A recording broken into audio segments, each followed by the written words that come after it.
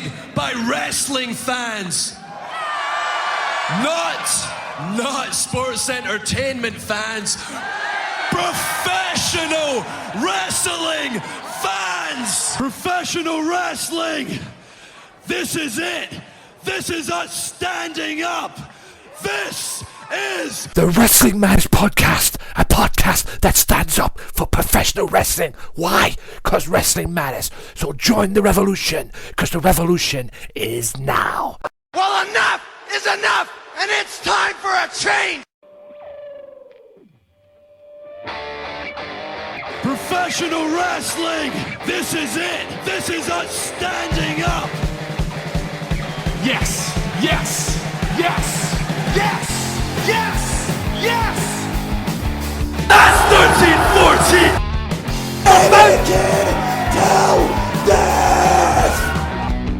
Dina, I am the best in the world. 'Cause that's the bottom line! 'Cause Stone Cold said so! Yo, what's going on, ladies and gentlemen? Welcome to another edition of the Progess Wrestling Podcast, presented by me, the HD88. And yes, this is presented by Wrestling Matters. Now, it's a very special edition, ladies and gentlemen, in a way, because it's actually my birthday. Yes, I am recording for you people on my birthday. Okay, normally when I have a day off, but I'm doing this for you guys, so when it comes out on my birthday, it's okay. So, Chapter 8 kicked off with a match between Mark Haskins of Screw Indie Wrestling, his second match, or second official match that I've seen anyway, in Progess Wrestling. 1-on-1 against the big monster, who some people in Progess Wrestling call Zangief, but we all call him Sticks. Now, it was okay for what it was. First time match, like I say, it's only the second time for Mark Haskins, so I don't really know what to talk about. All in all, that he is a very good wrestler, and he had the quickness advantage in this match, and obviously Sticks, being the big bastard that he is, had the power advantage. If you don't believe me, ask Mark. Now, it was good for what it was. Little bit funnish at the beginning of it, because Mark was trying to mock Sticks, because apparently Sticks came into this match with a new attitude. He just wanted to have fun, and Mark was mocking that at the beginning. And a lot of quick pace stuff for Mark, you know, using the quickness to stay one step ahead at times in the match against Sticks, but Sticks was proving in a way to be too powerful. Mark dived on Sticks on occasions as well, but it just wasn't enough to keep the big man down. The story of the match for me was Mark working on the arm of Sticks. He picked, you know how the old saying is, you pick a body part and you work on it. Well, Mark worked on the arm for most of the match, and it all started that when he was outside. When he managed to get the big man outside, I think he dived on him if I remember, and dived straight through the ropes, and then started working on the arm from there, and that was the story of the match. But it, like I say, it still didn't stop Sticks enough to win the match, because Sticks ended up winning the match by submission, by tapping out Mark in the submission hold, which I'll get to in a second. One of my favourite moments of the match was Sticks throwing a dropkick. I mean, he's a big bastard. To be honest with you, I'm big as well, and I can throw a dropkick. I'm 6'5", and I can throw a dropkick too.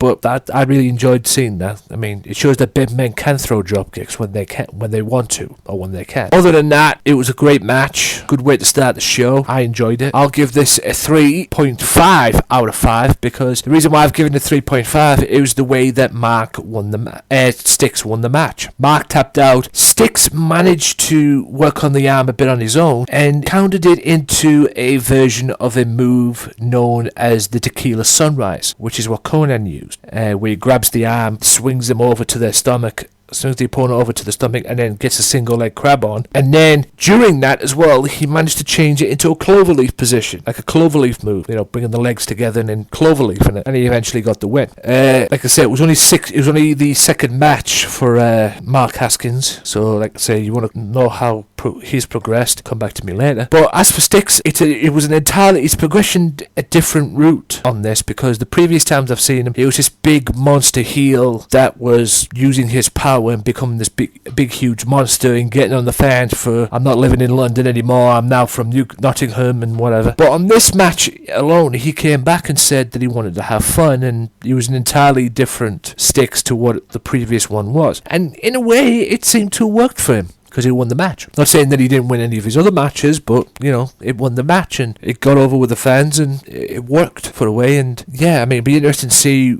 on chapter 9 and chapter 10 and the other chapters after that where this goes. But hey, if it works for you, you stick to it. That's my motto. All in all, good match to start off. 3.5 out of 5. Good way to start. Now, for the next match, it was the first semi-final of the Natural Progression Tournament involving Lord Jonathan Windsor and one Mark Andrews. Now, the winner goes to the final on chapter 10. And this match for me was a good match. Good match for what it was. I've been very impressed with the Natural Progression series watching these progress chapters. I thought it's been really good. I've enjoyed it. But this was an entirely different match for Mark than what he has had before. You know, the two matches with Mark were there, Will Ospreay, and then leading into this match, because alright, he is a high flyer and he does and alright, Mark is a great technical wrestler, is what I meant to say. He's more known for his high flying ability, i.e. his dives that he does, you know, the flips, the standing moonsault, the standing corkscrew, the standing moonsault into a senton that he does, them kind of stuff, the quick pace stuff. And in this match he was wrestling a technical wrestler, a full-blown 100% technical wrestler, William Regal style technical wrestler in Lord Jonathan Windsor. And earlier on, for the first 5, maybe 10 minutes of the match, there was great wrestling going on. A lot of good wrestling going on as well. And then Mark threw the dives in, quickened the pace a little bit, but the story of the match was Jonathan tried to keep it his pace and keep it technical wrestling, you know, keep him on the mat.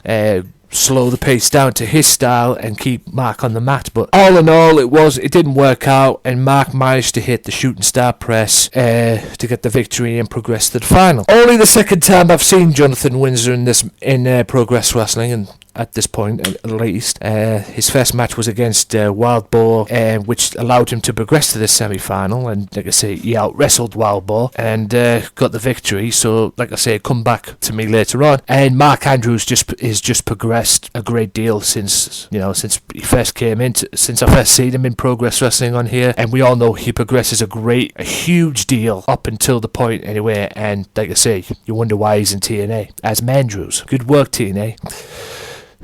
You'd be best if this called him Mark Andrews. That's like calling Adrian Neville, you know, what? But in any event, it was a great match. Technical wrestling meets high-flying technical wrestling, and Mark Andrews got the victory, and I'll give that a 4. Because, yes, it was better than the first match, but, you know, it wasn't Mark's best match that I've seen in this Progress Wrestling series. His best matches were against Will Ospreay, because back-to-back matches they both stole the show. But all in all, a great match nonetheless, and like I said, I'll give it a 4 out of 5. The next 2 matches at Chapter 8 were basically in a way back-to-back matches, because they both matches involved the London riots. Rob Lynch, however, was first up, and he went one-on-one with Danny Garnell in what was put as a last man standing match. Now, this was a very strange last man standing match for me. Don't get me wrong, it was good, and I'll get to that bit in a minute, but previous times I've seen last man standing matches, they've had weapons in. We all know, going back to The Rock and Mankind, Royal Rumble one time, and you know, the I Quit match following, and you know, and shit like that. I couldn't take this match seriously. Don't get me wrong, it was a good match, because, you know, Progress Wrestling is based on strong style wrestling. This was a wrestling match. This was a hard-hitting, good wrestling match, but I couldn't take this match very seriously. Both men did very well in the match, but like I said, I couldn't take it very seriously because there was no weapons in this match. It was just basically you had to knock the opponent out, and it was the only way you'd win is if your opponent didn't answer the 10 count. But how can you call this a last man standing match when there was no weapons? I mean, I understand Progress Wrestling's agenda here in somewhat, because like I said, they're all about the strong style pro wrestling and everything, but come on, there has to be a boundary. I know you're all about that, but you can't have a one-on-one wrestling match, because that's what this match was, and call it a last man standing match, and the only way you could win is answer the 10 count. If you're going to have a last man standing match, go all out, you know, I just can't take this match very seriously as a last man standing match, even though it was. But, you know, like I say, both men did very, very well for what they had. I mean, at the end of it, it was supposed to be the London Riots' last match, contracted match in Progress Wrestling. Now, I mean, like I said, last man standing match with no weapons. Danny hit a suplex that just basically dropped Rob on his head. My favourite point of the match with the gem, it just dropped him on his head. It was like Taz. Top rope belly to belly suplex by Rob Lynch, which is his trademark. Spike DDT by Danny, literally just spiked him. Danny hits a top rope belly to back suplex, not to be outdone by Rob earlier on with the belly to belly suplex, and then probably by the way, Jimmy and James Davis got involved in this, and Jimmy stopped Davis from getting involved. But my favourite part of the match was towards the end, because Danny hit 2 DDTs. He hit a Hangman's DDT. You know, he hit 2 DDTs, then a Tornado DDT, and to finish it off, he did a Randy Orton Hangman's DDT, except he didn't use the second rope, he used the top rope, and just literally spiked Rob and rubbed in onto the 10 count. But like I say, all in all, good match, and although they're not undefeated as a singles team, they were undefeated as a tag team in Progress, even though this was supposed to be their last contracted match. But as you know, that obviously if you watch Progress Wrestling, that didn't last. They eventually do come back. But all in all, a good match nonetheless. Danny's a very good wrestler, man. He really is, and he has a great theme song as well. A remixed version of Eminem Without Me, involving the Eye of the Tiger instrumental. It's like the Eye of the Tiger song mixed in with the Without Me. It's great. If you haven't heard it, go and find it. It's on YouTube. I was listening to it the other day. But like I say, all in all, but I can't give this. I want to give this match a 3 out of 5 because it was good, but I can't give it. I'm gonna have to give it 2.5 out of 5 because even though it was a good match, it wasn't a last man standing match. Even though technically it was, because it was down to the 10 count, you know, but it wasn't a last man standing match, because the last man standing matches I'm used to are in, you know, with weapons in, you know, i.e. go back to The Rock, go back to other last man standing matches. None of the last man standing matches that have took place in this wrestling business have never had a weapon in it, except this one. This is probably the only match that I've seen in all my years of watching wrestling that's never had weapons in it, and I can't take that seriously, I'm sorry. But all in all, good match nonetheless, but I'm going to have to give it a 2.5 out of 5 because, like I say, there was no weapons. If there was weapons in it, it'd have been a 3. However, Danny will progress and go on, and as we all know, Rob still progresses very well indeed. You know, the London Riot still, you know, have their hostile takeover, even though this one, it was their contract, their last contracted match in Progress Wrestling at the time, but as you all know, they eventually do come back. However, this might not have had weapons in it, but the next match sure did, and in my opinion, I really enjoyed this next match, because the next match involved Rob Lynch's tag team partner, James Davis, and he went one-on-one with Jimmy Havoc, and this was brutal. First 5 minutes, they end up in the crowd, and start fighting in the crowd, and this was what a weapons match should be. This is what a hardcore match should be, you know, this is what a last man standing should have been, you know, with weapons in and that, because it was just a good old-fashioned brawl, a good old-fashioned fight, and, you know, even Jimmy got the crowd involved. He asked him, what do you want to do? Do you want me to pin him, or do you want me to continue whipping his ass? And he did. But this is what the match should have been, the first in the last man standing match, but it wasn't. However, I do love Jimmy Havoc. Heel or babyface, I mean, back here he was a babyface, and he's just one sick motherfucker, I tell you, after this match. And if you haven't seen it, go and find this match. Go and get the Progress Wrestling on demand, and you'll see why. I mean, this guy hip tossed James Davis on the entrance stairs, where the stage is, the stairs there, and he just hip tossed him. God, that was brutal. Like I said, the fight was in the crowd. Havoc even jumped off the bar while they were in the crowd and did a Hurricane Rana.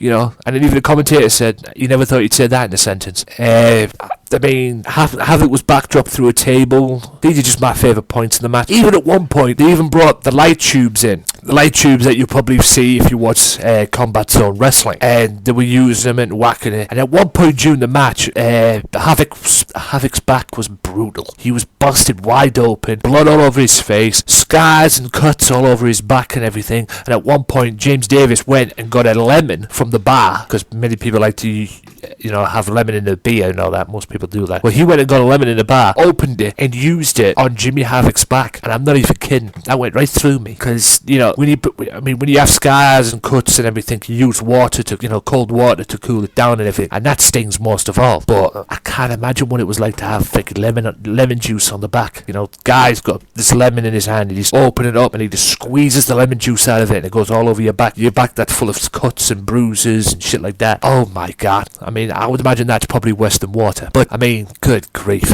And then James Davis powerbombs Havoc through a table, and it whacks him at least 4 times. It took him 4 times to hit with a chair, and the first time he got the pin, got a 2 count, and he did it 3 more times and got the victory. So one of the London Riots ended up getting the victory. But I really enjoyed this match, because this is what should have been the first match, the last man standing match. Good old fashioned hardcore match, good old fashioned fight. There was thumbtacks, or drawing pins as they call it. You know, there was light tubes, there was tables, chairs, you know, the lot, glass. It was just a good hardcore match, and I really enjoyed it. I'm going to give this a 4 out of 5, because these two stood stole the show, in my opinion. I don't think there was another match out there that could top this.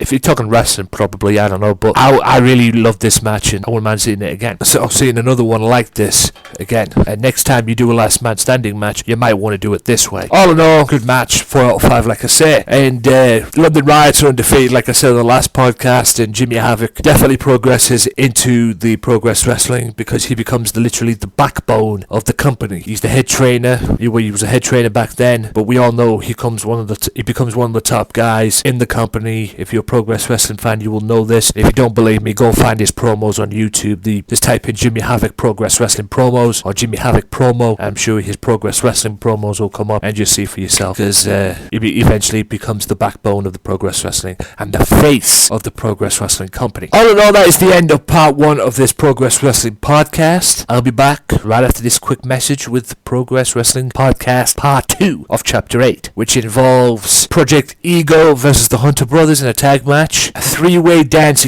involving Doug Williams, and the Progress Wrestling Championship involving El Ligero and Screw Indie Wrestler member back then, Rampage Brown. So stay tuned after this. See you in a bit.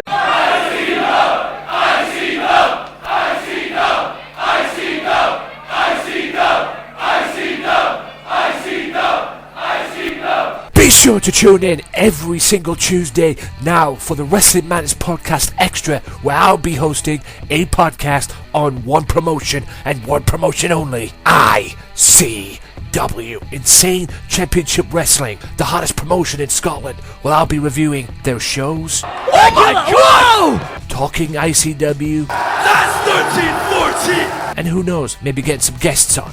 So be sure to tune in to the Wrestling Matters Podcast Extra ICW podcast, Insane Championship Wrestling, every Tuesday on YouTube, Podomatic, Stitcher Radio, downloaded free at iTunes, Mixcloud, and SoundCloud. Wrestling Matters, wrestling fans. World, look into my eyes. When you see me on a show, when you see these fans, you know you've got the best in the damn world. We are ICW and you're gonna know our name. Welcome back, ladies and gentlemen, to Progress Wrestling Chapter 8, Part 2, presented by the Wrestling Matters Podcast, of course, Wrestling Matters Extra. Hope you enjoyed the podcast so far. Hope all is good. Part 2 kicked off of the Chapter 8 show, kicked off with the 3-way dance. Triple threat match. First one to get the pinfall gets the victory, involving Darryl Allen, Eddie Dennis, and a guy I'm very familiar with. Not that familiar with, but I'm very familiar with. I watched the guy, grew up, and one time he was the backbone of the FWA promotion, Frontier Wrestling Alliance, and he's also competed for EPW as well, and hell, he's a former EPW champion. It is the one and only Doug Williams, the Anarchist, and this was a great triple threat match. There was periods in the match, say about 5 minutes, maybe less, maybe more, I don't know, that all 3 competitors had one-on-one matches. I mean, it was Eddie Dennis versus Darryl Allen first, and then it was Darryl Allen versus Doug Williams, and then it ended up being Eddie Dennis versus Doug Williams for a period. So that was really cool to see. And yeah, hard-hitting, fast-paced triple threat match is what it was. And for what it was actually really, really, really cool to watch. And a lot of wrestling. Darryl Allen being the pacey of the pacey of the 3, in the match, because he was quick. He's a quick sucker. And Dennis and Doug being the powerful 2 of the match as well. And Eddie Dennis being, compared to Darryl Allen, at least, a big motherfucker. The experience in the match went to Doug Williams. For me, because, he's been there, seen it, done it. A lot of good points in the match. Favourite bits in the match were Allen and Dennis double teaming Williams at the beginning.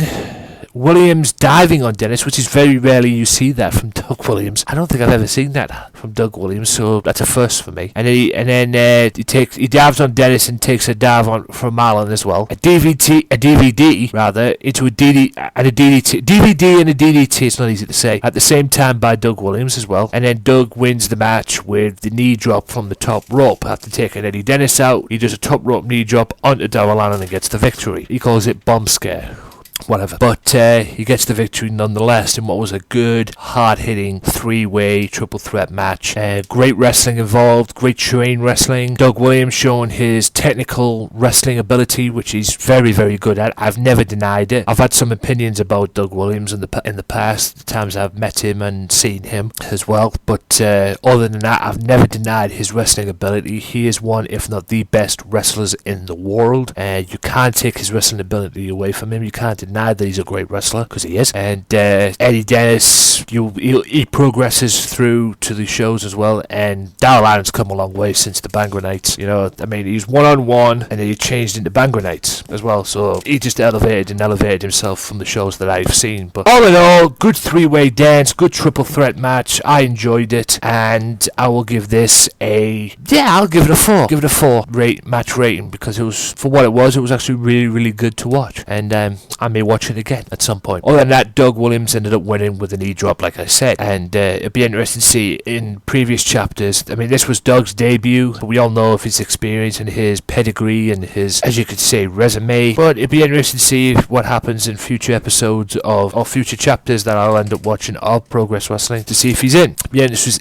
interesting to see how he does. All in all, great triple threat match. 4 out of 5 it is. Now, the next match is a tag team match with Project Ego and the Hunter Brothers. Now, for what it was, this was a good little tag match.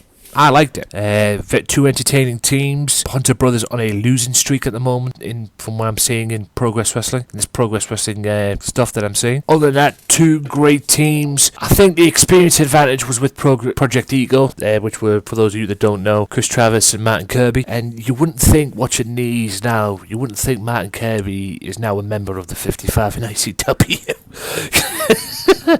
Because he's more he's an entertaining, babyface in this one as well. But in 55 and all that, he's supposed to be a heel. But you wouldn't think, watching these, he's, a member of that group. Great double team wrestling was shown by both teams in this match. Both of them had the experience, both chemistry, and it was just a good, solid tag team match.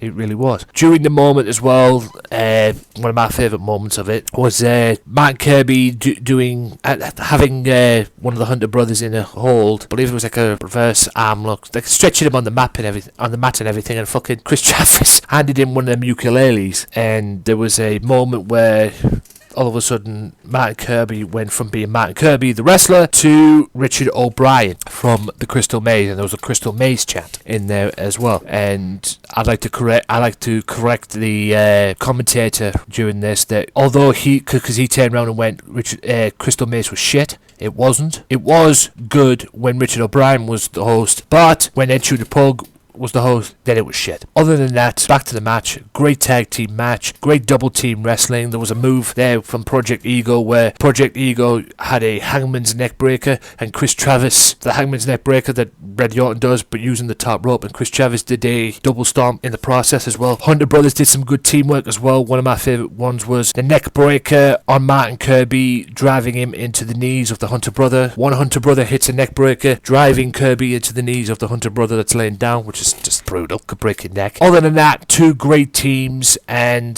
the T-gimmick finishing move for the Project Ego got them the victory in what was a good solid tag team match. 3.5, I'm going to give that for a rating. I think this is the second time I've seen Project Ego in Progress Wrestling. This was their second match. They won the first match, they won the second match as well. Hunter Brothers were on a bit of a losing streak. They've had two matches with the Riots, the London Riots, and lost both, and they lost this match as well, so only time will tell when I watch future chapters where this will go. But other than that, it was a great little tag match. 3.5 out of 5 for me. It was okay. It was really good. Good solid tag team wrestling, great double teams, good stuff. Now on to the main event of the evening, which was El Ligero, the Progress Wrestling Champion, one-on-one with Rampage Brown, member of Screw Indie Wrestling. And Rampage got this opportunity to face El Ligero at Chapter 7 when he power drive Dave Mastiff and got the victory for his team. Now, this was a really, really good main event for the time they had, which was about 15 to maybe 20 minutes the most. First 6 minutes of the match, they were fighting outside in the crowd area, and one point El Ligero got dived off the sound booth with a crossbody, leading to that 6-minute period of fighting in the crowd. El Ligero grabbed his cape and climbed up to the top rope and dived on Rampage outside with the cape in the air. It was like a superhero, which I thought was really cool. Yes, Mark Haskins was there and he got involved as well, and he gets involved later on. Like I said, the fight was in the crowd, the fight was on the stage, and the quick disadvantage was with the Ligero, but at this point, Rampage Brown proved that the power advantage was with him, because El Ligero went for a Hurricane Rana and Rampage managed to counter it and just powerbomb him off the stage onto the security guys. It was just unbelievable strength, and Rampage Brown's no joke. He's a horse, and in my opinion, he should have won TNA Boom Camp too. But hey, that was then, this is now. And when they eventually got back in the ring, it was all Rampage from that point on. Yes, Ligero got back into it with a springboard moonsault, and he even fought back, hitting 4 C4Ls, which he couldn't get the job done, even super kicking his head off. But in my opinion, super kicking Brown's head off, that is. But in my opinion, I believe that this was a somewhat dominant victory. Yes, Mark Haskins got involved, but it was a dominant victory by Rampage Brown. Because when they eventually got back in the ring for the majority of the match, they ended up, it was all Brown from that point on. I mean, Rampage using his power, slowing El Ligero down, using wrestling El Ligero on the ground and on the mat and everything, and it was just using what brought him to the dance, which is his power. And he was a horse. He's an absolute horse in real life. I've actually seen him wrestle. He is no joke, no doubt. And like I say, he should have won TNA British Boot Camp, but that's another story for another day. What was surprising is El Ligero managed to hit a Ace Crusher in the match as well. I've never seen that before, but it didn't get the job done. And yes, Haskins got involved. 4 C4Ls didn't work, and then Brown wins the title by managing to hit a pile driver on El Ligero and getting the victory and becoming the new Progress Wrestling Champion. And I said earlier on that Jimmy Havoc's match stole the show. I think this one stole the show for me, to be honest. It's an arguable point. You can go back and watch Chapter 8 yourself on the Progress Wrestling On Demand service and see for yourself what you would agree with and what you say was the best matches. But the 2 best matches on the card were the title match and the hardcore match. I would have to say that the title match just edges it, and I will give this a 4.5 out of 5 because it was a really, really good match and I was into it, if you will. Ligero, great champion, changed his style, changed his personality leading into the championship, and I would imagine he'll get a rematch at some point and get a chance to get it back. But his title reign was awesome. I enjoyed his title reign. Interesting to see what Rampage does, and it only took Rampage 3 matches. He only had 2 matches before this one. This was his 3rd match in Progress, and he became Progress Wrestling's 3rd champion. And yeah, be interested to see how Nathan Cruz takes this though. But like I say, I'll wait for when I watch Chapter 9 and 10 and the previous chapters after that. But yeah, thoroughly enjoyed the match. Absolutely superb, and it'd be interesting to see what happens at Chapter 9 and 10 and the following chapters. But all in all, 4 out of 5, and that, in my opinion, was match of the night, the main event. You can go and find out for yourself and go and watch it yourself. You might have a different opinion, especially if you people like hardcore matches, but I really, really enjoyed the main event with Ligero and Brown, which led to Brown becoming the new Progress Wrestling Champion. All in all, good show. Really enjoyed it, and I will give the show itself a 4.5 out of 5 because I actually really, really enjoyed it. And yeah, with that being said, ladies and gentlemen, that is the end of this Progress Wrestling podcast. Hope you've enjoyed it. Tune in Monday for another episode of the Wrestling Madness podcast, and be sure to check out the ICW podcasts and the previous Progress Wrestling podcast as well on SoundCloud, soundcloud.com/wrestling_matters_podcast. Also check out the Twitter site at WM Podcast, facebook.com/WM Podcast as well. Also youtube.com/AJW Wrestling Matters for weekly episodes of the podcast, as well as other wrestling content, wrestling related content that I'm going to be bringing you. Also tune in, this goes out on my birthday.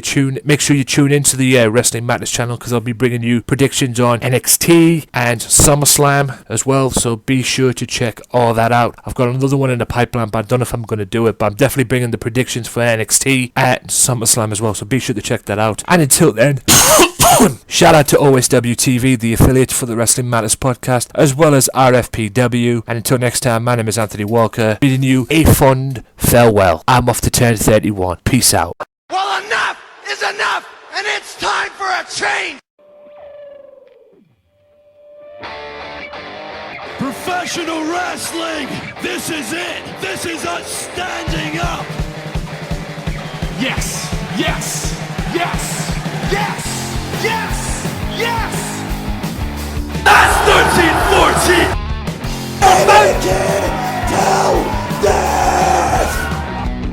Dina, I am the best in the world. Cause that's the bottom line. Cause Stone Cold said so.